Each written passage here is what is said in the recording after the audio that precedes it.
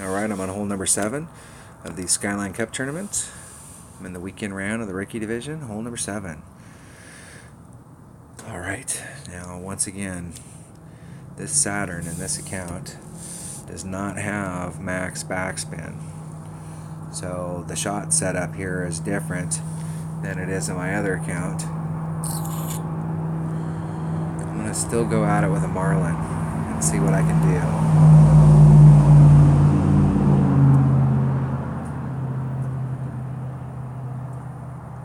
Try and backspin that sucker into the hole. Now I do know from dialing it in with my other one, but it has more backspin, that I need to be just a little bit above the hole to the right, about 2 cuts. But I think it's going to set up a little different here, so because I don't have quite as much backspin. Okay, so there's the cut the greens on. There's one forward. I'm going to come up to the second one. I want to be just a little bit inside.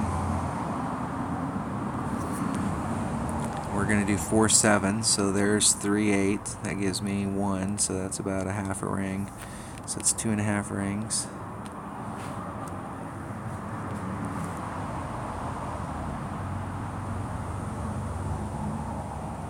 Isn't it perfect?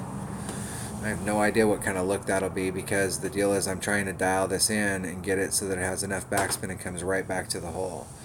So this Saturn doesn't have quite as much backspin. This is the fear right here. As you fall off that ridge and get in that trough, you may roll all the way to the bottom. But it's hard to get that much backspin unless you short shoot it.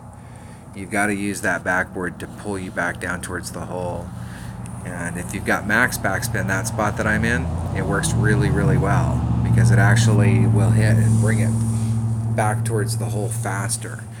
What it did here was it almost came to a stop, and then the hill just rolled it down. And that's why I put the right-hand side spin in there, is because I want that kind of effect.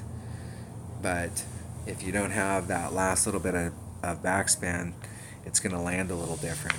So on the back 9, I'm going to pull that forward a little. I'm going to put it straight on line with the cup and give myself a pretty decent look at it. That's a good look from our opponent.